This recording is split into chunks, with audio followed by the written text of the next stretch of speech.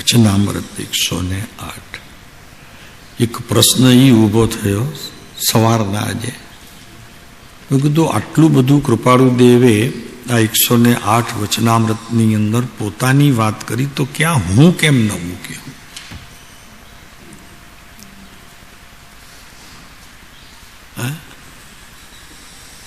અને આપણે તો વાતમાં હું,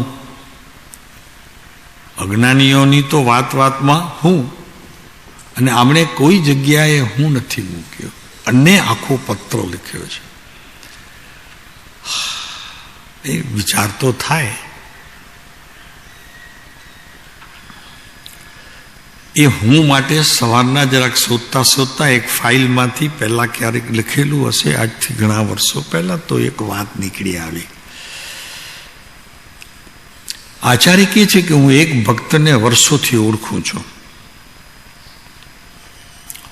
ભગવાનના મંદિરમાં આખો દિવસ બેઠો હોય, આખો દિવસ માથું મૂકીને રડતો હોય, આજીજી કરતો હોય, વિનંતીઓ કરતો હોય, પોતાના પાપના પ્રાયશ્ચિતના બધા પ્રકાર જેટલા પોતાને સ્મૃતિમાં શ્રવણ કરેલા હતા એ બધા જ કરતો રહ્યો ને રડતો રહ્યો. અને ઈચ્છા એક જ હતી કે આ અહંકારથી એને છૂટવું હતું.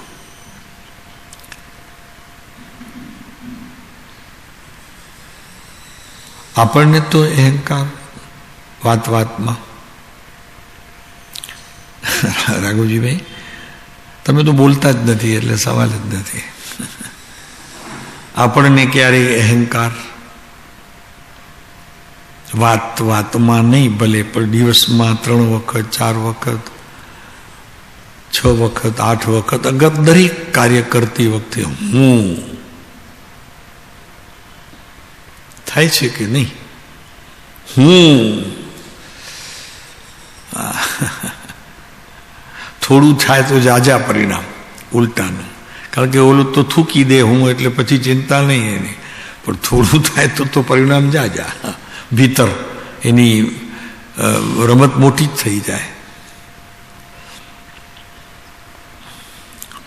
એને અહંકારથી છૂટવાની ઈચ્છા હતી. મૂળ તો પ્રશ્ન એ હતો એને કે હું છૂટું, માટે ભગવાનના મંદિરમાં વિશેષ કરીને રડવાનું પ્રાયશ્ચિત રૂપે, અને ભગવાનને કહેવાનું કે ભગવાન આનાથી મને છોડાવો. હું કરું બધું છું પણ આ હું છૂટતું નથી. અને જ્ઞાનીઓ અને અધ્યાત્મના પ્રિય વાચકો અને અભ્યાસ કરીને પછી પૃષ્ઠપણે પોતે બહાર પડ્યા હોય એમણે પણ આ અહંકારમાં હું એનો અહંકાર છૂટતો એમને પણ જણાયો નથી. તો આ બિચારાને કેવી રીતે આ હું છૂટી શકે? પણ આપણને શું લાગે છે એનાથી હું છૂટ્યો હશે? અહીંયા એ વાત કરે છે શાસ્ત્રકારો, અભ્યાસીઓ, તો કે હું જે કરી રહ્યો છું એ હુંથી છૂટશે તો નથી લાગતું કે એ જ હું એને બાંધશે. હું આનાથી છૂટીશ, પ્રાયશ્ચિત લઈશ, કરઘરીશ, એક બે ભોજનના બી ત્યાગ કરી દઈશ, પણ મારે કોઈ પણ રીતે આ હુંથી છૂટવું છે. તો એના પ્રયોગની અંદર પણ જે અહંકાર છે નવો એને જન્મ લીધો કે હું આનાથી છૂટીશ. સમજાય છે ને? તો અહંકાર છોડતા ફરી પાછા અહંકારનો જન્મ થયો કે નહીં? નવા અહંકારનો. અને નિયમ એવો છે, નિયમ છે, સિદ્ધાંત છે. સ્વામી કાર્તિકેયાનુપેક્ષામાં પણ આ વાત મૂકી છે આચાર્યએ પોતા માટે કે સૌથી જો વધુમાં વધુ કસાયો કરતાં પણ વિશેષ જો મુનિઓને વિશેષ કરીને બળવાન દ્રષ્ટિ જ્યાં મૂકવી પડી છે ને પુરુષાર્થનો કોઈક તોખીલા ઘોડાને અમે મૂકવું પડે છે તેજીલા, તો એ હું છે. બધું જ કરેલું ચોપટ ક્ષણ માત્રમાં કરી દે એવો આ હું ચોપટ કરી દે. બધું જ તમારું જે કાંઈ તમે ભીતર તમારા આત્માને પીરસ્યું હોય, હજી એને ખાધું પણ ન હોય, એટલે એનો અર્થી પીરસ્યું હોય એટલે એને સતના પ્રકારમાં તમે રહ્યા હો, પણ એ સતનો પ્રકાર હજી કોઈ આચરણ રૂપ ન થયું હોય, એનાથી પહેલાં તો આ અહંકારે ફરી પાછો એનો કબજો લઈ લીધો. સમજાય છે ને? છોડવા માટે પણ જે પ્રયત્ન કરે છે તો વિકલ્પ છે, અને એવા વિકલ્પ પણ હુંને અનુસરનારા મોટે ભાગે હોય છે. અને શાસ્ત્રકારો એમ કહે છે કે જ્યાં સુધી હુંનો અહંકાર નહીં જાય ત્યાં સુધી અધ્યાત્મ કાર્યકારી નહીં થાય. એટલે કૃપાળુદેવે બહુ જ સુંદર વાત કરી. પહેલા એને 188 વચનામૃત એને કેવી રીતે કૃપાળુદેવે ટાળવાનો પ્રયત્ન કર્યો છે. 188 નાની સરખી લીટી પણ બહુ જ પાવરફુલ. એમણે શું કર્યું? પહેલા જુઓ તમે, આ વિચક્ષણ પુરુષો હોય છે અધ્યાત્મના ક્ષેત્રની અંદર, અને આ તો પુરુષ 22 સાથે રહ્યો તો કેવી રીતે એમને કે પહેલા જ અહંકારને શું છે અરે બરોબર તો બોલો. નમસ્કાર કરી દીધા પહેલા જ એને કે ભાઈ તને પહેલા નમસ્કાર. કારણ કે જે કોઈ હું કરીશ તો આ કરીશમાં કરતા ભાવની ગંધ આવ્યા વગર નહીં રહે, અને એ ગંધ અહંકારની જ હશે, હું પણાની જ હશે. એટલે કૃપાળુદેવે પોતા માટે અમે શબ્દનો પ્રયોગ વિશેષ કર્યો છે. અમે, મેં નહીં, મેં હું નહીં. ખ્યાલ છે? તમને વાંચો છો વચનામૃત તો ખ્યાલ આવે છે ને ભાઈ? અમે શબ્દ. પછી એક એમાં પત્રકારે પૂછ્યું, પણ કોઈ સાહિત્યકાર હતો, તો કે આ તમને આટલું બધું માન આપો છો? તો કે આપવું પડે ભાઈ, શું કરીએ, એ છે એવો જ, એને માન ન આપીએ તો અમારું બહુ બગાડી નાખે. એટલે એમને કહેવું પડે કે ભાઈ આવો. અને હંમેશા એવું છે, આપણા ઘરે કોઈ આવતું હોય ને અને આપણને ખબર હોય કે આ જરાક આમ આપણી સાથે સંબંધ સારા છે, પણ જરા બગડ્યા ને તો આપણું પાક જગતમાં બગાડી નાખે, ગામમાં તો બગાડે જ.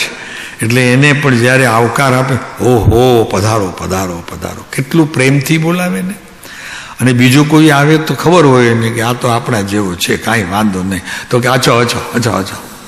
અને ઓલાને આમ જરા ઉમળકાથી બોલાવે, આપણને ટેવ બધી ખબર છે, આ બધું ફાવે તો છે આપણને, એવું નથી ફાવતું.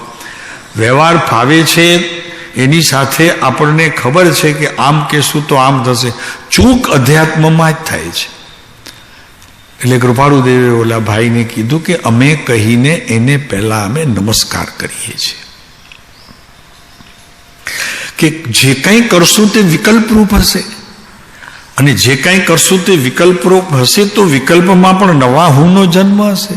તો કે હું આને ભગાડીશ, કસાયોને ટાળીશ, રાગને છોડીશ, તપ કરીશ, એકદમ શરીરને એકદમ આવો સાવ કરી નાખીશ, પણ હું એને છોડીશ. આ બધો અહંકાર નથી તો શું છે? એટલે પહેલો જ કૃપાળુ દેવે અહીંયા વાત કોઈક આવી હશે એમના ધ્યાનમાં, તો હું ને નમસ્કાર કર્યા. મને સમ્યક દર્શન થયું છે, ભેદ જ્ઞાનની જાગૃતિ મને વર્તે છે કે નહીં, અગર થયું છે કે નહીં, એ સી રીતે કરાય? પોતાને કેમ ખબર પડે? બીજાને તો ખબર પડે, અને એ આપણને કહે તો આપણે બહુ હોશિયારીથી એને જવાબ આપીએ છીએ, બહુ હોશિયારીથી. ભાઈ બસ આવું જ છે, શું કહે. અને બીજી વાત એક પહેલી એવી કરે, હા સુખનો અનુભવ થયા કરે છે, એટલે એ પાકું કરવા કહે છે, સમજાય ને. અને ત્રીજી વાત એવી રીતે કરે, હા એ છે જ્ઞાનીઓ કે છે એવું કંઈક અમને છે. આ બધા ટોળ ટપ્પા ખરેખર સમ્યક દર્શનને સિદ્ધ કરે છે પેલા માણસને? દલીનભાઈ શું છે? ક્યારેક કોઈ એકને પૂછજો તો ખ્યાલ આવશે. તેમાં સાધુ સંતને પૂછવાનું ખાસ કે ભાઈ તમે બધી દોડાદોડ કરો છો તો આત્મજ્ઞાન સહિતની છે કે આત્મજ્ઞાન વિનાની છે? જો તમને આવો જ જવાબ મળશે. એમ કરતાં કરતાં એટલું બધું સરસ પછી બીજી વખત મળે તો આપણને જુએ તો હજી જરાક પહેલાં એક માણસ સાથે મળ્યા હતા તો હસીને વાત કરતા હતા. હજી જરાક આપણે શેરીમાંથી નીકળ્યા તો એ આપણે જોઈ લીધું, પણ આપણે જરા પૂછ્યું ઠીક છે, સારું છે, શું કીધું? આ બધું અહંકાર છે, અને અહંકાર ઉપર વિજય મેળવવો મહાકઠિન છે. દરેક વસ્તુમાં અભ્યાસ હોય તો અભ્યાસ, ક્રિયા હોય તો ક્રિયા, ચિંતવન હોય તો ચિંતવન, બધામાં જ એ ઊભો જ છે.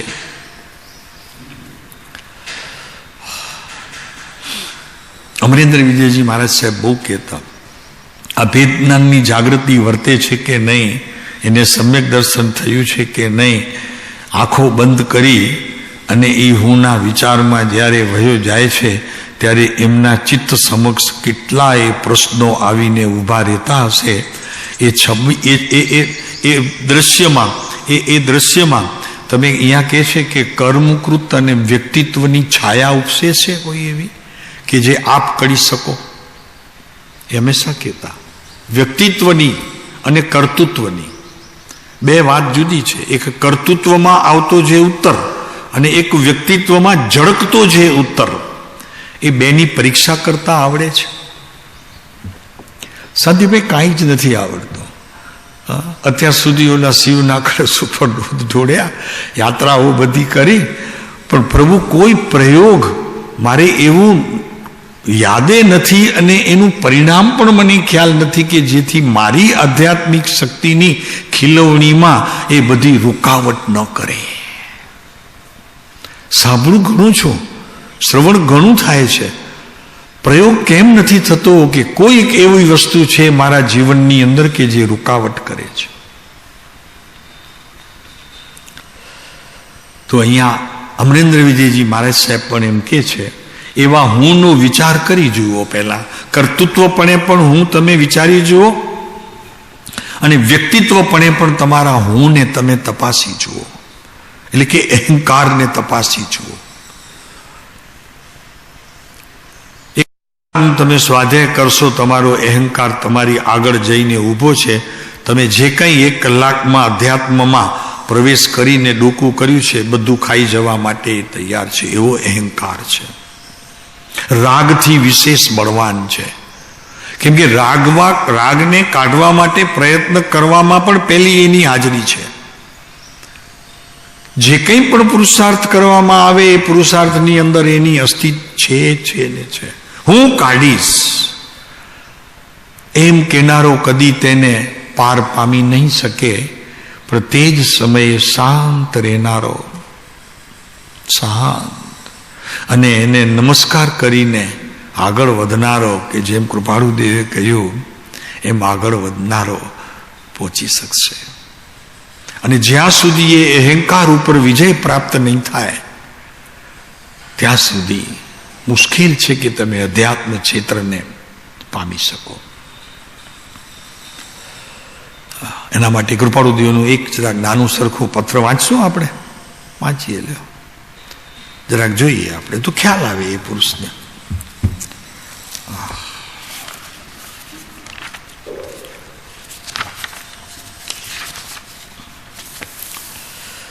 એકસો 87-88 થી ઉપર જેના અનુસંધાનમાં આ લખાયું છે, હું ને નમસ્કાર. હા,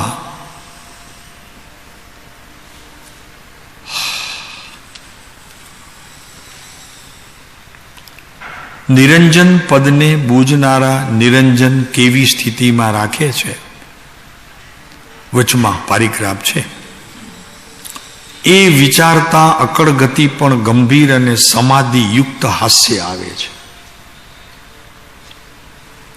સમાધિ યુક્ત હાસ્ય આવે છે કૃપાળુદેવને. બોલ્યું ને?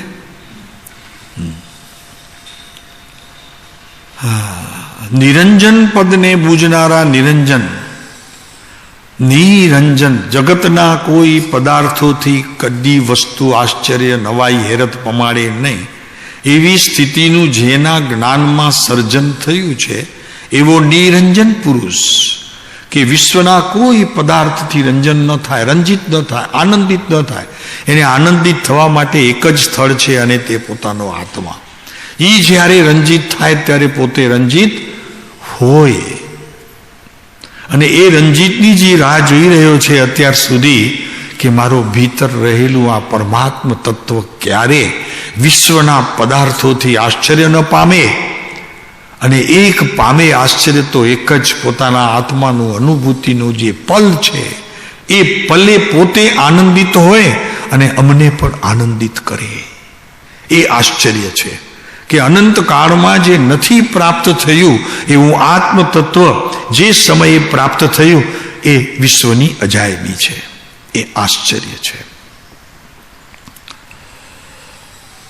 એવું નિરંજન પદને બૂજનારા નિરંજન, એને પાછું એનાથી બૂજનારા એટલે પામનારા, બૂજનારા એટલે અંધારામાં વહી ગયેલા એમ ને, એને પામનારા.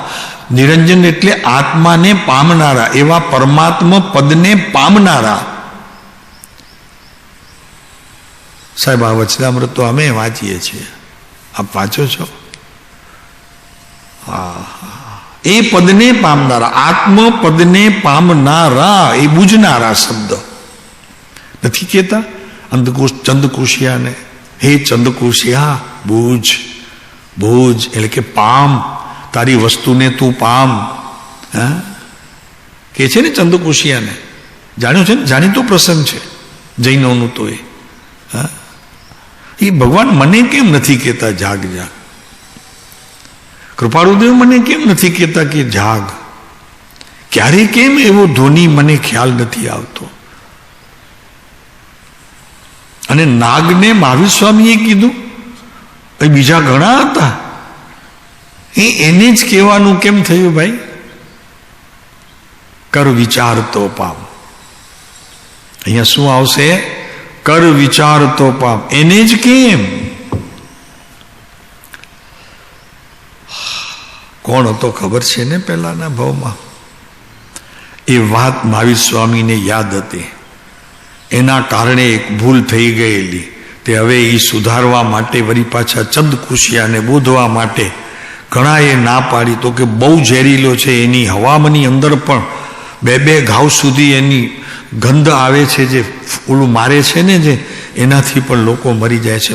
ભગવાન ન જાઓ તમે, ભગવાનને તો એનું પૂર્વહિત હતું ને, જેના કારણે એને બચાવવા માટે, એને પમારવા માટે, એનાથી છોડાવવા માટે, આ સર્પની યોનિથી છોડાવવા માટે.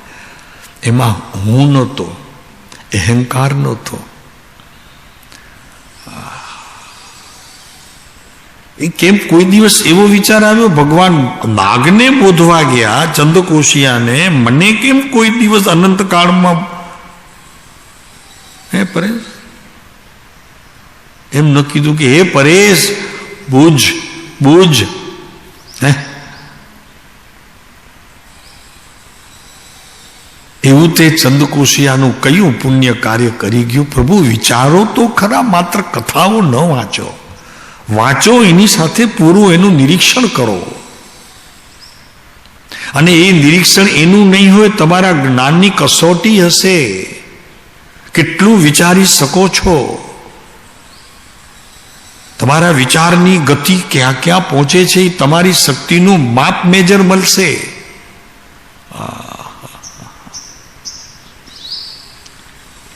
કથામાં આવો વિચાર જરૂર આવવો જોઈએ. ચંદનબાળાને બાકુરા ઓરાવવા માટે ભગવાનને કોઈએ કીધું નહોતું કે આ ચંદનબાળા તમારા માટે ઉપવાસ કરી રહી છે, વ્રત લીધું છે, અભિગ્રહ લીધો છે, તમે આવશો તો જ લેશે. મને કેમ આટલા અનંતકાળમાં મારા માટે કેમ કોઈ પ્રસંગ નહીં?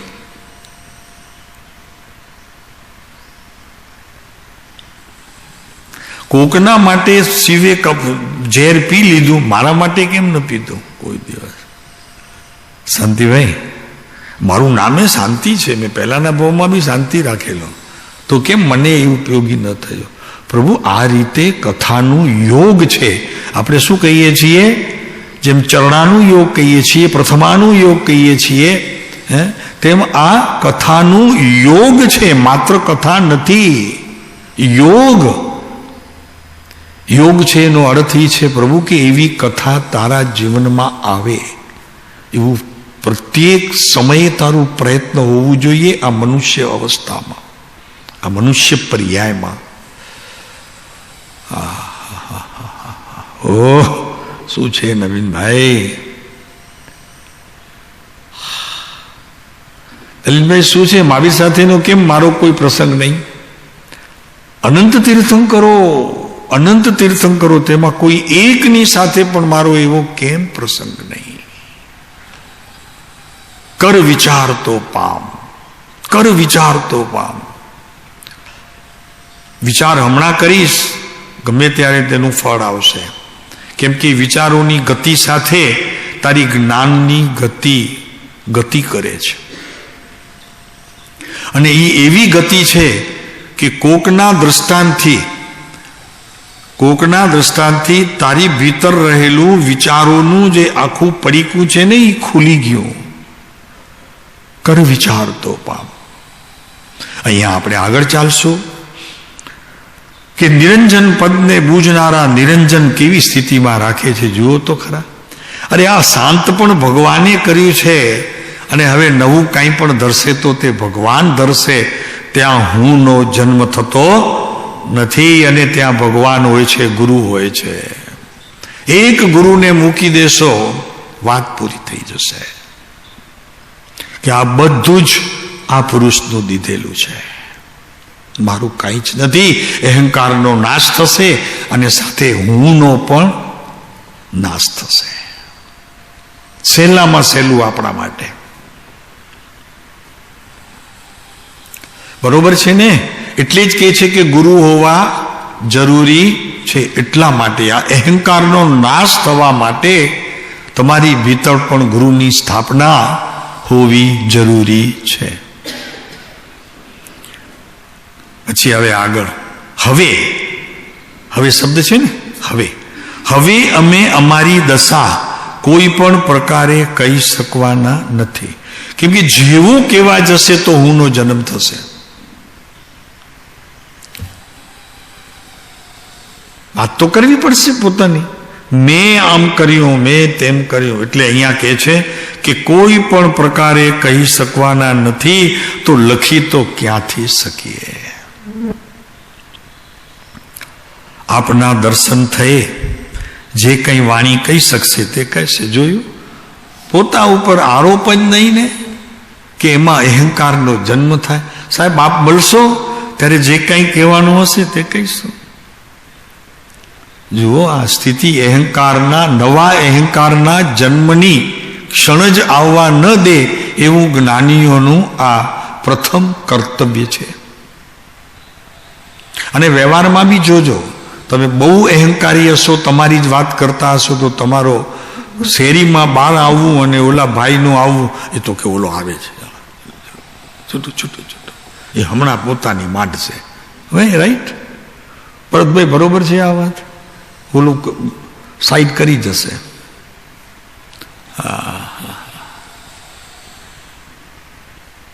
વ્યવહારની સાથે આત્મિક બોધ આપનારો આ પુરુષ બાપુ શું છે, ક્યાંય નહીં મળે તમને.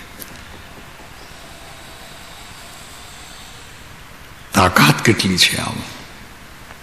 આપના દર્શન થયે, આપના દર્શન થયે જે કંઈ પણ વાણી કહી શકશે તે કહેશે, બાકી નિરૂપાયતા છે. ઓહો, ભલી થાવ પ્રભુ તમારી તો.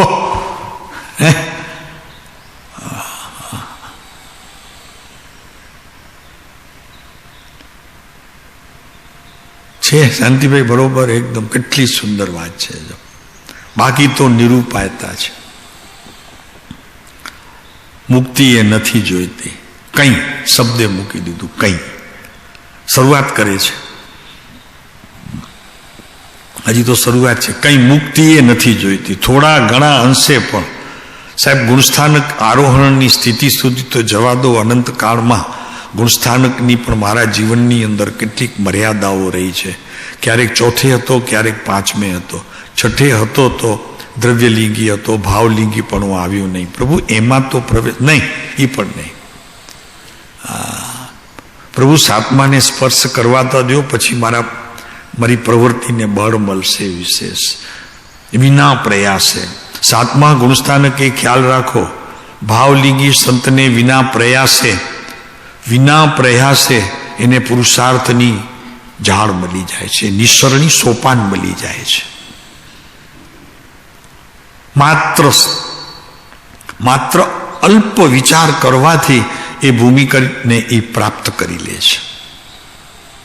સપ્તમ ગુણસ્થાનક ભાવલિંગી સંત, પણ દ્રવ્યલિંગી સત્વ હોવું જોઈએ. પોતાને પણ એનું ખ્યાલ હોવું જોઈએ કે આ દ્રવ્યલિંગ છે મારું, એનો એકરાર હોવો જોઈએ.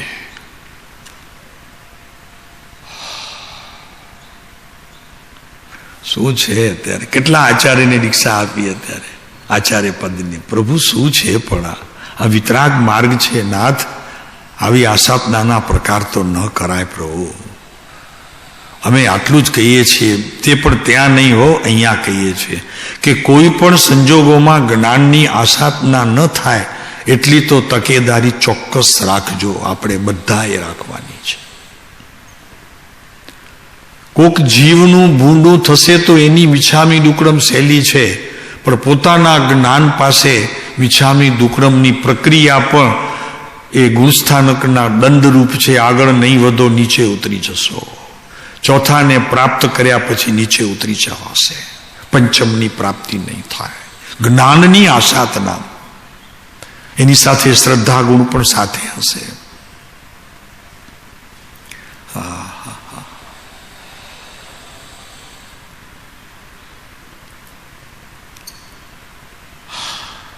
જાગૃતિ, જાગૃતિ, જાગૃતિ.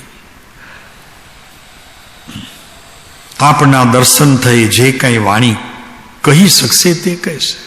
પ્રભુ આપની આજ્ઞાથી જે કંઈ કહેશે તે કહેશે. મારું કંઈ જ નથી. અહંકારના નાશનો ઉપાય. પ્રત્યેક વાત કરતા પણ એમ કહેવાય કે આની બલિયારી છે પ્રભુ. જે કંઈ પણ મળ્યું છે આની બલિયારી છે. અહંકારનો નાશ, હુંપણાનો અભાવ.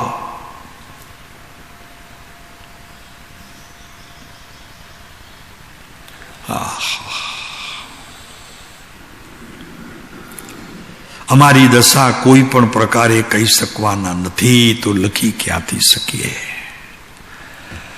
પોતાને પોતાની ખબર ન હોય એવું બને? જી મહારાજ, પોતાની દશાની ખબર ન હોય એવું બને ખરું? કૃપાળુદેવ કહે છે કે નહીં, અમને કઈ ખબર નથી. નિર્માણતા જુઓ તો ખરા, નિર્માણતા તો જુઓ, અને વિનય તો જુઓ, સાચો વિનય તો જુઓ. માથે કોઈ નથી, પોતાનો આત્મા જ ગુરુ છે એમની પાસે, તો છતાં પણ આત્મા છે ને ઉપર, એને ગુરુ માન્યો છે ને. અને પૂર્વના મહાવીર સ્વામીને પણ ગુરુપદે સ્થાપના તો અહીંયા આવતાની વેત જ કરી છે, ગુરુને સાથે રાખ્યા છે. જગત માટે ભગવાન હશે, શ્રીમદ માટે તો મહાવીર ગુરુ છે. અને ખ્યાલ રાખો, ભગવાનથી પણ ગુરુપદ ઊંચું છે.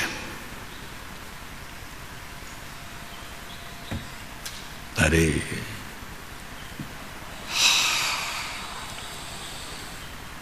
શ્રવણ કરતા રાળ નીકળી જાય અત્યારે બીજાને. અહીં વાળા તો રાજી થાય. આપ રાજી થયા ને? ભગવાન કરતા પણ ગુરુપદ ઊંચું છે. પ્રભુ જેને ગુરુનો ભીતર મહિમા છે ને, તત્ક્ષણ માન્ય કરશે આ વાતને. કૃપાળુદેવની આત્મસિદ્ધિમાં ગાથા પણ છે. પ્રત્યક્ષ સદગુરુ સમ નહીં, પરોક્ષ જીનો ઉપકાર. જીનનો ઉપકાર ક્યાં છે? પરોક્ષ છે. પ્રત્યક્ષમાં છે ને ભાઈ, કે નથી? માત્ર વાંચી જાઓ છો? શું છે શાંતિભાઈ? પરોક્ષ જીનો ઉપકાર. એવો લક્ષ્ય થયા વિના ઉગે ન. ભાઈ, આત્મા સંબંધીનો આ વિચારને પણ તું તલપતો હોઈશ, આવશે નહીં.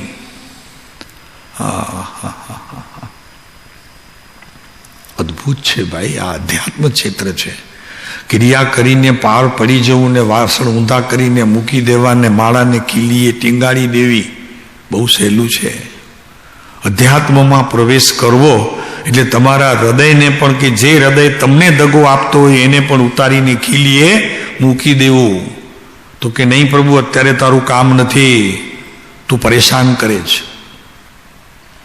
કેમ કે કહે છે કે જે હૃદયની અંદર વિનાશ નથી અને અશ્રુ દ્વારા મોતીના 2 બુંદુ આપી શકતો નથી, એવા હૃદયને અને એવા અશ્રુને મારે શું કામ છે? કે જે પીંજાતા નથી, બાજુમાં, એકદમ બાજુમાં મૂકી દેવું. હૃદય સંબંધીનો વિચાર ન કરવો, આત્મા સંબંધીનો વિચાર ન કરવો, પ્રભુની ભક્તિમાં પરોવી જવું. તો એટલે સુધી પરોવી જવું કે જ્યાં સુધી હૃદયની ભીનાશ એમના તરફથી મને ન મળે ત્યાં સુધી ભક્તિથી બહાર આવીશ નહીં. એ હિસાબે જૈન છે ને, જૈન 12 વર્ષ સુધી તેને બહાર જ રાખે છે, સભામાં આવવા નથી દેતા, પ્રવચન સાંભળવાનું નહીં, પ્રયોગ કોઈ કરવાનું નહીં. 12 વર્ષ સુધી આશ્રમમાં જાય ખરા, પણ બહાર જ ઉભા હોય, એમને પ્રવેશ નહીં ક્યાં પણ. જૈન, જાપાન, જૈનમાંથી એનો જન્મ થયો છે. સિદ્ધાંતો તો એને આપણી પાસેથી લીધા છે, જૈન દર્શનના સિદ્ધાંતો છે. પછી શબ્દ વાપર્યો જૈન છે, જૈન. બધી જ પદ્ધતિઓ ત્યાંની આપણે જોવામાં આવે તો પૂર્વે આપણા શાસ્ત્રોમાં કહેલી એની સાથે સંધિ થાય છે. આવું છે શાંતિભાઈ. અહીંયા તો તારી જાત સાથે તારે વાત કરવાની વાત છે. તારી જાતને છોડીને બીજાની જોડે તું વાત કરીશ તો અહંકારનો જન્મ થયા વગર રહેશે નહીં.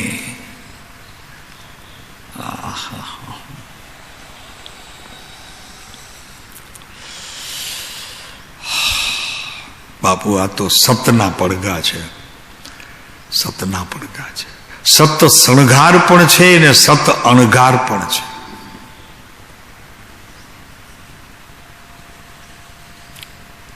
અધ્યાત્મના ક્ષેત્રમાં પ્રવેશતા માટે તે અણગાર છે. અને એનાથી પહેલા જે ક્રિયામાં પોતે રક્ત છે એ એનું શણગાર છે. ક્રિયા એની શણગાર છે અને ક્રિયા પછીનું જે ફળ છે તે એનો અણગાર છે. આવું છે મહેશભાઈ, શું કરે? વસ્તુ સ્થિતિ કેવી સુંદર છે અને એને કેવી મોડી ચોડીને આપણે કરી નાખીએ છીએ. એક કવિની પણ વાત મેં પહેલા બહુ નાનો હતો ત્યારે, અશ્રુ વિનાની આંખ શું કામની, ફોડી નાખવી નહીં, એમ નહીં કરવાની. તો સુરદાસ ગાંડો હતો. એને એમ કે વિકાર થયો તો આ આંખથી થયો. પાગલ એમ ન હોય. વિકાર થયું છે તેનું કારણ તારું મન છે. મારવું હોય તો મનને મારી નાખ. તું આંખ શા માટે ફોડે છે? કંઈક આપણી બધી ક્રિયાઓ આવી જ છે. અત્યારે જૈન દર્શનની અંદર, આ પંચમ કાળની અંદર આવી જ બધી ક્રિયાઓ કરવાથી તને આત્મા મળશે એવા પ્રકારનો બોધ પણ અપાય છે ને ક્રિયા એ કરાય છે જે અયોગ્ય છે. પ્રભુ એ ઠીક નથી. નિંદા નથી કરતા પ્રભુ, પણ ઠીક નથી એટલું તો અમારી સામાયિક અને અમારું પ્રતિક્રમણ એમ કહે છે કે જેવું છે તેવું કહેવું પડે. નહીંતર અમે સામાયિકમાં નથી અને પ્રતિક્રમણમાં નથી. શું કરે છે કે નહીં પ્રભુ? શું કરવું? પણ હવે આમાં કરવું શું? લોકોને ક્યાં સમજાવવું? લોકો કે તો કે, ભલે કે, કાંઈ વાંધો નહીં. આપણે વંદન કરવા કૃપાળુદેવ કીધું કે હું ને નમસ્કાર. સાહેબ આપ નહીં હો ત્યારે નમસ્કારો, નહીંતર આપને નમસ્કાર. અમારા નમસ્કાર તો આપને. આપે લખ્યું આપના ઉપર કોઈ નથી અત્યારે પ્રત્યક્ષ, તો અમારા માટે તો પ્રત્યક્ષ છો આપ.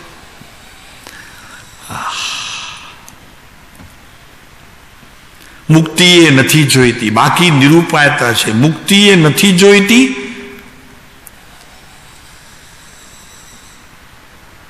અહંકારથી કિંમતી કે નબળો?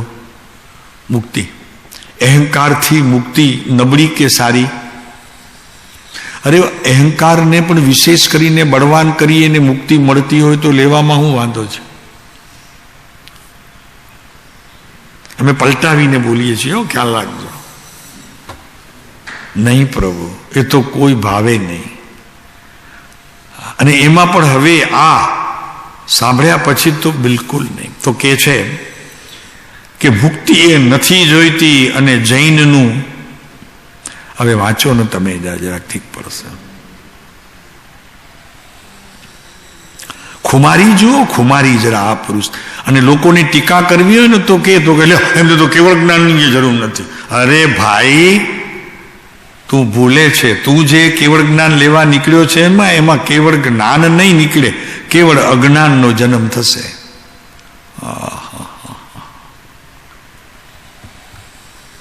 આવું છે પરેશ અહીંયા તો.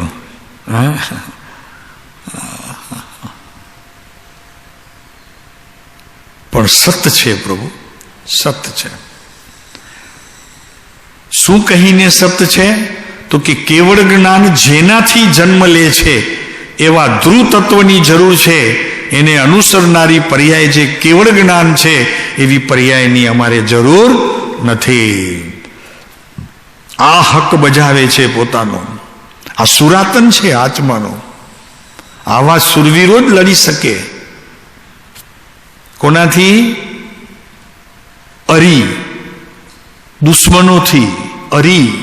અરિહંત બોલો છો ને? કેમ થયા? પોતાની ભીતર રહેલા દુશ્મનોને હણ્યા છે, અને એ પણ પ્રેમથી હણ્યા છે. એમની સામાયિકમાં પણ સતનો પ્રકાર હતો, અને સમતા માટે એ હણાવાએ તૈયાર થયા. અને હણાવનાર કોણ હતો? એ કે કોઈકના અજ્ઞાનીના ક્ષેત્રમાં જઈને હણાવવું એના કરતા આવા સુરવીરના હાથે મરવું સારું. સમજાય છે ને?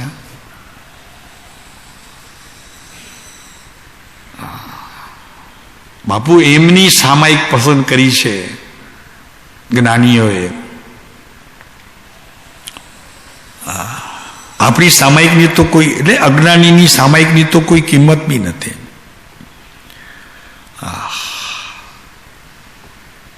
શું છે?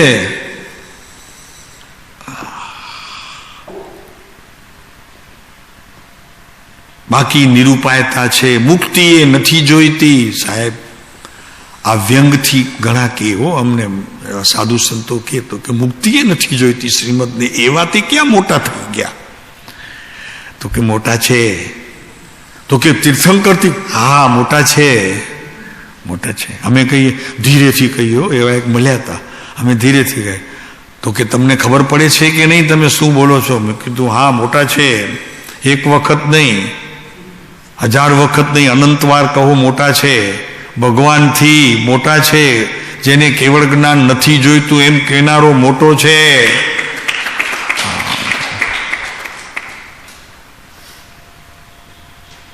તો શું ભગવાને કહ્યું હતું? એ તો અમે ક્યાં કહીએ છીએ, તમે કહો છો. મોટા નાનાની ગણતરી તો તમે કરો છો, અમે ક્યાં કહીએ છીએ? અમે એવા ભેદ નથી પાડતા.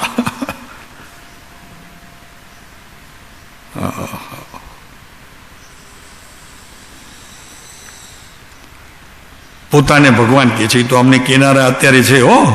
પોતાને ભગવાન કહે છે. મેં કીધું આપ કયો, તમે કયો હું ભગવાન છું, બીજું મહાવીર છું. તો મેં કીધું હમણાં અમારું અટ્ટે ઠાણા, બસ પછી હવે આગળ નહીં જઈએ, ઘરે જ નહીં જઈએ, પાછા નહીં જઈએ. તમે કઈ કયો મોઢેથી, તમારા વચનમાંથી આ વાત આવવી જોઈએ. હતા તમે બેગજીભાઈ તો સાથે હતા, પ્રેમજીભાઈ બિચારા ગયા, એ સાથે હતા. પ્રેમજીભાઈ બી ઉપાશ્રયમાં, ઘાટકોપરના ઉપાશ્રયમાં મુક્તિ દર્શન બહુ જ સુંદર. પછી તો એમને એવી લાય લાગી, શ્રીમદને વાંચવા લાગ્યા અને ગુરુદેવને વાંચવા લાગ્યા અને પ્રવચનોમાં એની વાત કરવા લાગ્યા. શું થયું ખબર ન પડી મને, પણ આપણે તો કીધું કે કહેવારો હું તને નમસ્કાર. અમે કંઈ કહ્યું નથી પ્રભુ, તમે સાંભળ્યું નથી ને અમે કંઈ કહ્યું નથી. આવું છે. કેવળ જ્ઞાને જે પુરુષને નથી જોઈતું. તમને કેવળ જ્ઞાન જોઈએ છે? શું છે? કેવળ જ્ઞાન જોઈએ છે? તે પુરુષને પરમેશ્વર હવે કયું પદ આપશે? કેવળ જ્ઞાન તો છેલ્લી ને શિખર, એકદમ એનાથી આગળ તો કોઈ જ્ઞાન નથી. 5 જ્ઞાનમાં કેવળ જ્ઞાન છેલ્લું. મતિ સુત અવધિને મનપરેદ ને પછી કેવળ જ્ઞાન. તો પછી આટલી બધી મહેનત શા માટે કરો છો? નથી જ જોઈતું તો પછી આ 4ને આટલા પાકા કેમ કર્યા? નહીં, અમે એમને કાચા રાખ્યા છે એટલે હવે 5મું જોઈતું નથી. સાહેબ, કાચા રાખ્યાનો અર્થ શું? કાચા રાખ્યા અમારી ભીતર હતા તે જ અમે ખુલ્લા કર્યા છે, બહારથી કાંઈ લીધું નથી. અમારી ભીતર હતું તે પ્રગટ થયું છે અમારી ક્રિયાના કારણે. તો કે ક્રિયાના કરતા થઈને તો કે અકર્તા થઈને, માટે એમને પણ અમે બોલાવ્યા નથી. અરે ખુમારી હોય છે આચાર્યોની, તો ખુમારી હોય છે. અકર્તૃત્વ પણ રહીને કરતા, એમ કેવી રીતે થાય? તો કે થાય છે ને ભાઈ. ભગવાન આહાર લે છે, જ્યાં સુધી હજી છદ્મસ્ત અવસ્થા છે તો ભગવાન આહાર લેતા નથી. કેમ કે મારા ભગવાને દૂધ પીધું, ભગવાને દૂધ પીધું જ નથી, તો પછી એમને આહાર કેમ હોય? મારા ભગવાનને એમના ભગવાનમાં ફેર નથી, બંને ભગવાન તો એક જ આપણા માટે. મને એક કીધું હતું, એક સાધુએ કીધું હતું કે એ તો રાતના દૂધ પીતા હતા. મેં કહું આપ નહીં પીતા, ખ્યાલ રાખજો નહીં તો મરશો. આપ નહીં પીતા, નહીતર મુશ્કેલી થશે. એણે ભલે પીધું શ્રીમદે. હે, કોણ પીવે દૂધ? હે, કોણ પીવે? અને પીધું એ નહીં, પીધું એ સત્પુરુષ નહીં. કોણે પીધું નક્કી તમે કરો. કઠણ પડશે નક્કી કરવું, અને એમાં સતનો પડગો છે, પાછું મૂકવું પડશે અને સ્વીકાર કરવો પડશે જ્ઞાનને. અને એવા જ્ઞાનને સ્વીકાર કરીને આ જ જ્ઞાન મારું હોય એમ પોકાર પણ કરવો પડશે. બીજું જ્ઞાન નહીં તારું. સતને સતરૂપે જાગૃત કરે અને આપે, તને પણ આપે, પોતે પણ રાખે. એ સતપણું પોતે રાખે છતાં એની પ્રભાવના કરે.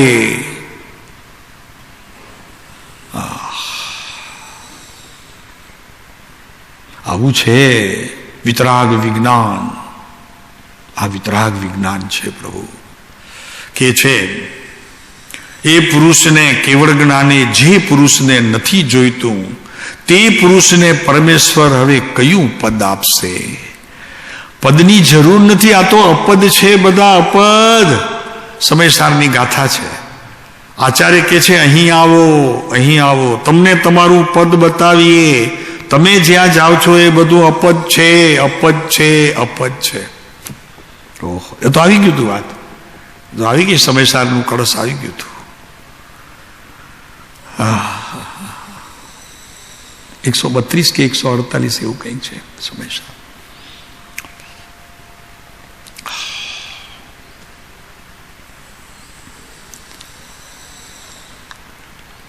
પદ જ નથી, જ્યાં અપદ છે એવી વસ્તુની અમને જરૂર છે. આત્માને કોઈ પદ નથી, અપદ છે. ધ્રુવને કોઈ પદ નથી, અપદ છે.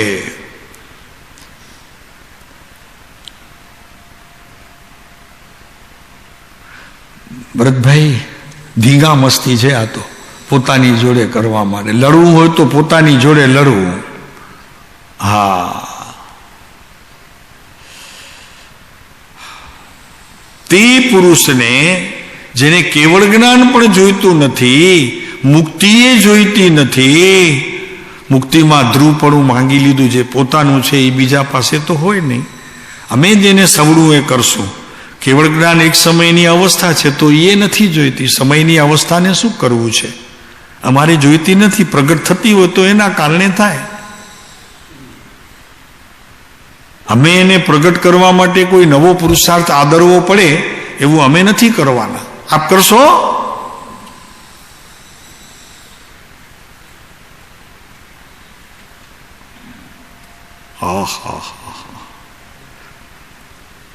પ્રભુ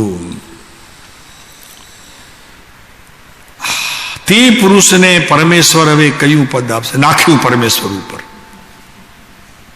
આ જ્ઞાનીઓ નાખી શકે હો, બીજાનું ગજું નહીં.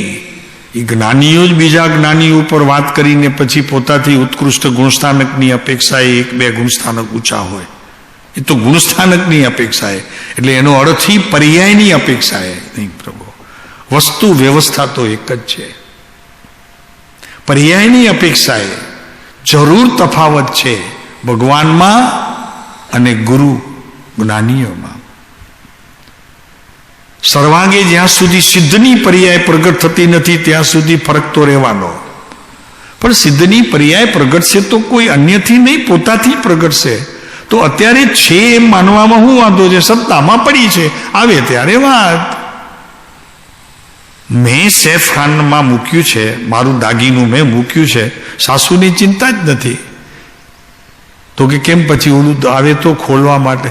તમને ખબર નથી, મેં અલગ ખોલાવ્યું છે. મેં મારું બધું ત્યાં મૂક્યું છે. આ ડાઈ સાસુ હો. કોઈ પૂછે એને તો કે પછી ત્યાં બધું ભેગું પડ્યું હોય ને ક્યારેક લઈ આવે તો કે એવી કાચી હું નથી, એ તો બીજું. એમ અહીંયા કે આ તો બીજું. ભગવાનનું કેવળ જ્ઞાન જુદું, એમનું કેવળ જ્ઞાન જુદું. જાત એ હશે પણ પરિણમન બંનેના જુદા છે, અવસ્થાઓ બધી જુદી છે. બાકી સાસુ એમ કરે હો, બીજું ખાનું ખોલાવી દે, ચૂપચાપ કે નહીં. પછી એક વખત ચાવી આવે ને હાથમાં, મમ્મી આ ચાવી તો સાહેબની લાગે છે, તો એ અહીંયા ક્યાંથી આવી? આ કબાટમાં આવે. રાખે ક્યાં? રાખે તો ઘરમાં. તો કે આ અહીંયા કેમ આવી? તો કે બેટા એ આપણે ખોલાવશું ને એની એડવાન્સમાં આપી દીધી છે ચાવી, એમાં કાંઈ રાખ્યું નથી હજી, ખાલી ખોલાવીને આવ્યા છે. હા તો ઠીક મમ્મી. ને તો મને એમ કે આને સંભાળવા જેવું. તો કે સંભાળવા જેવું તો ખરું હો, તો પણ એમ શું છે?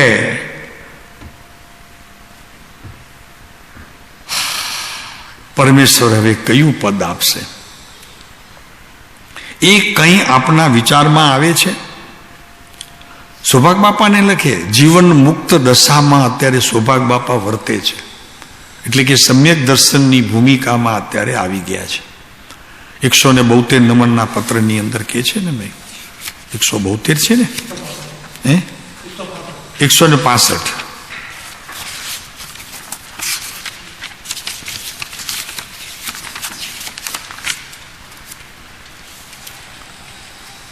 નહીં, સૌભાગ બાપા માટે કે છે ને. હા હા છે ને, ક્યાં છે? હા 165 ભલે. કેવળ જ્ઞાન બીજ સંપન્ન જો છે, જેને કેવળ જ્ઞાન રૂપી બીજ પડી ગયું છે એવા સૌભાગબાઈને કૃપાળુદેવ લખે છે. આ અજબ ગજબ હતી આ ત્યારે તે સમયની બધા જીવોની અવસ્થાઓ એક એકથી ચડિયાતી હતી. જેટલા પણ કૃપાળુદેવની બાજુમાં જીવો હતા એ બધા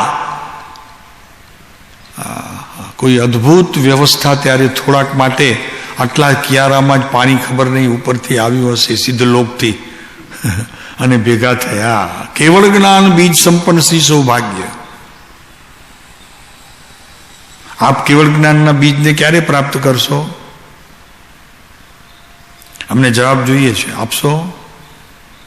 આપ બધા કેવળ જ્ઞાનના બીજને ક્યારે પ્રાપ્ત કરશો? વિદત મુદત છે મહેન્દ્ર જી? ભાવના તો છે, આ બરોબર છે, સારી વાત કરી છે. હા સમર્પણ બરોબર છે. પછી બીજાને સમર્પણ કરો તો દોષ છે હો. પછી ઘરે જાઓ ને ત્યાં વળી પાછું મુલુન જાઓ ને વળી દરવાજો ખોલો ને તો કે હા ઘરે આવે આટલું થશે તો બીજાને સોંપ્યું કેવાશે. હા તો માર પડશે, માર પડશે. ખાલી એમ નહીં છૂટી શકો તો માર પડશે, માર પડશે સમજો ને. હા પાછા સંસારની લપડો ખાવાની. હા હવે અમે પૂછ્યું એનો જવાબ. નલિનભાઈ શું છે તમારી પાસે જવાબ? પ્રભુ ઉત્તર તો સાવ સહેલું છે, કેમ આટલો મુંજારો થાય છે? અરે ભાઈ કેવળ જ્ઞાનનું બીજ તો મારી ભીતર પડ્યું છે, માત્ર એને પાણી પાવાનું બાકી છે.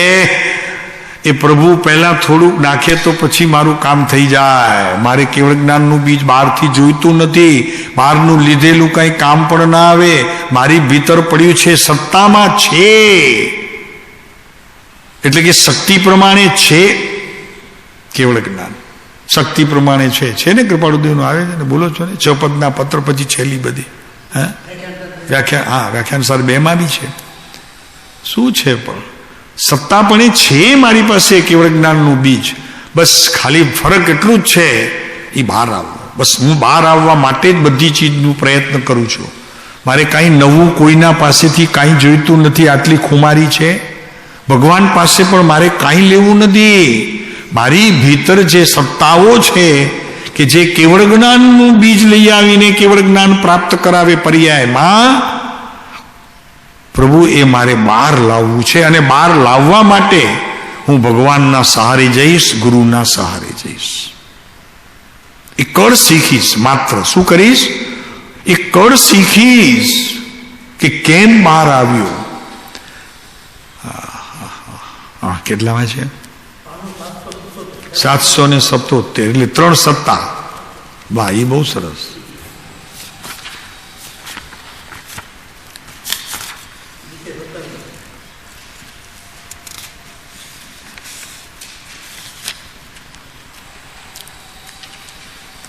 કેટલામું છે? હા એ તો બરોબર. હા એ 17મો પાઠ પણ એમાં કી હા નીચે છે ને. હા બરોબર છે. હા દિગંબર સંપ્રદાય એમ કહે છે કે આત્મામાં કેવળ જ્ઞાન શક્તિ રૂપે છે, અને શ્વેતંબર સંપ્રદાય કેવળ જ્ઞાન સત્તા રૂપે. બંને એક જ છે. એક સત્તા રૂપે લે છે તો સત્તા કહેતા એનું ગુણ, અને ત્યાં ઉપર કેવળ જ્ઞાન શક્તિ રૂપે છે ત્યાં પણ ગુણ. બંનેમાં ગુણ જ લેવાના છે. સત્તા પડે પણ ગુણ છે, શક્તિ પડે પણ ગુણ છે. અને પછી કૃપાળુદેવ લખે છે કે સત્તાથી વધારે ગૌણ મુક્તિનો, શક્તિનો શબ્દનો અર્થ સત્તાથી વધારે ગૌણ થાય છે. બસ આટલું ફરક છે. બાકી બંને વસ્તુ તો એક જ છે. આપણે ડેફિનેશન બહુ નથી કરવું. શક્તિરૂપી છે એટલે આવરણથી રોકાયું નથી. અને જેમ જેમ શક્તિ વધતી જાય તેમ તેમ તેના ઉપર જેમ જેમ પ્રયોગ થતા જાય તેમ તેમ જ્ઞાન વિશ્વ થતું જાય, કેવળ જ્ઞાન પ્રગટ થાય. સત્તામાં આવરણ છે એમ કહેવાય, ને સત્તામાં કર્મ પ્રકૃતિ હોતો ઉદયમાં આવે તેને શક્તિ કહેવાય છે. બધું જ ખુલાસો જ છે, બધો જ ખુલાસો છે. કોઈ શાસ્ત્રને જોવાની અવઢવ પડે એવું છે નહીં. રાખ્યું જ નથી કૃપાળુદેવે એવું.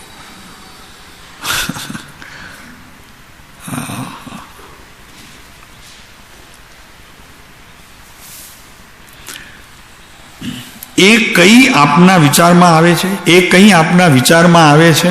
આપણને પૂછે છે કૃપાળુદેવ. ભલે પૂછે છે સૌભાગભાઈને, પણ પત્ર તો ખુલ્લો થઈ ગયો ને હવે. એ જ્યાં સુધી એમના ગજવામાં હતો ને એમના ઓલા ટેબલમાં હતો ત્યાં સુધી એમનું હતું, હવે તો બહાર આવી ગયું, આપણું એ છે. એ કંઈ જૈનનું કેવળ જ્ઞાન એ પુરુષને જોઈતું નથી. તે પુરુષને પરમેશ્વર હવે કયું પદ આપશે એ કંઈ આપના વિચારવામાં આવે છે?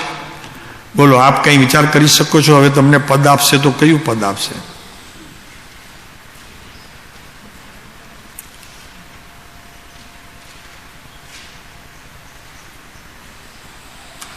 અરે પ્રભુ, અપદ એવું ધ્રુપદ, અને એ જે મારું છે તેને સત્તાથી ખોલવાનો પ્રયત્ન એ કરશે પ્રભુ. શક્તિ મારી, સત્તા એમની ખોલી દેશે, મારી ભીતર જ છે. અપદ જોઈએ છે મને, અપદ એટલે ધ્રુવ તત્વ જોઈએ છે. એમાં બધું જ આવી જશે. કેવળ જ્ઞાનની અનંતી પર્યાયો, સિદ્ધની અનંતી પર્યાયો બધું આવ્યા. બહુ લાંબો સમય હોય તો કેવળ જ્ઞાનની પર્યાયની જરૂર પડે, નહીં તો સિદ્ધની પર્યાયથી પરિપૂર્ણ. અહીંથી તો કોઈ રીતે કંઈ બહાર કાઢી શકાય તેમ બને તેવું લાગતું નથી. આવે તો આશ્ચર્ય પામજો. એ કંઈ આપના વિચારમાં આવે તો આશ્ચર્ય પામજો, નહીં તો અહીંથી તો કોઈ રીતે કંઈ બહાર કાઢી શકાય તેમ બને તેવું લાગતું નથી. બધું જ ભીતર છે, એ બહાર આવશે ત્યારે આવશે. એના માટે કાંઈ વિશેષ અમારે ચર્ચા કરવાની જરૂર નથી. બધું જ સમયે આવ્યા કરશે.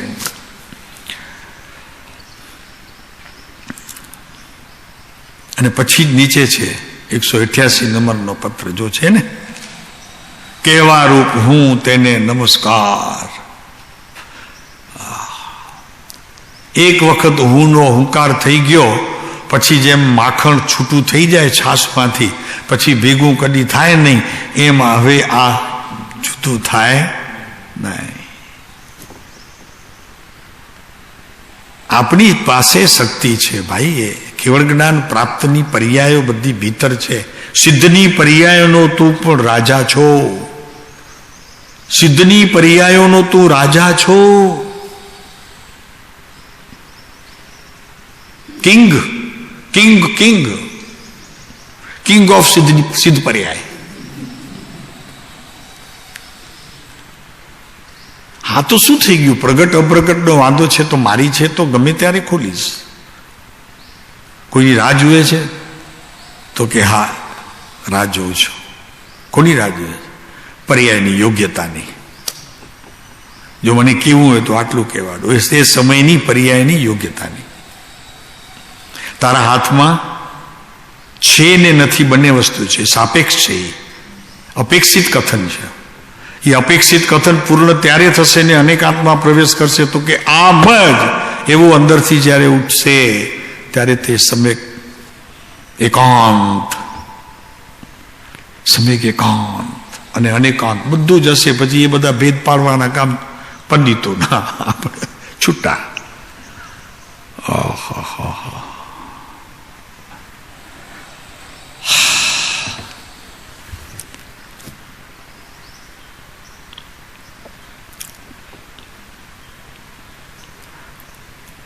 ઓમ શાંતિ.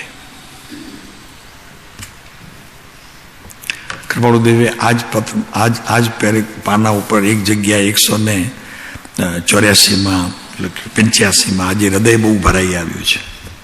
એ બધી બાબતો અહીંયા છે. અને હૃદય ભરાવાનું કારણ કંઈ સાંસારિક નથી એ પણ લખી દીધું. હે હા 188ની ઉપર જરાક જાઓ એટલે 84 છે ને? હે 85 આ 84 કે 85? હા એ 84નો ચક્કર ન હોય, સોરી ભૂલ્યા. એ યા ના. અરે હસતા રમતા પ્રગટ હરી દેખું ગંભીર વસ્તુ છે જ નહીં. હા ગંભીર વસ્તુ છે નહીં, છતાં ગંભીરતાથી ઓછી પણ નથી. ક્યારેક તો તારા જીવનની અંદર એવી ગંભીર પડો આવવી જોઈએ. ક્યારે આવવી જોઈએ ગંભીર પડો? કે કે જે વસ્તુ તને જોઈએ છે એની પ્રાપ્તિ નથી થતી તો ગંભીરતા રૂપ જ વાત લેવાની, ચિંતિતપણે ગંભીર સ્વરૂપ કરીને. તો કે નહીં પ્રભુ, આ કેમ અટકે છે આટલો? આ પ્રયોગાત્મક ભૂમિકામાં પ્રવેશ કર્યા પછી પણ આ કેમ અટકે છે? પોતાને ખટકવું જોઈએ. અટકે છે તે ખટકવું જોઈએ. વસ્તુ તારી પાસે છે, બહાર છે નહીં પ્રભુ. માલિક તું છો. એવું નથી ઓલું ગાય છે, એ માલિક તેરે બંદે હમ, ऐसे हो हमारे कर्म, नेकी पर चले बंदी पर हंसे, ऐसे निकलेगे दम. ચાલો સુખદામ.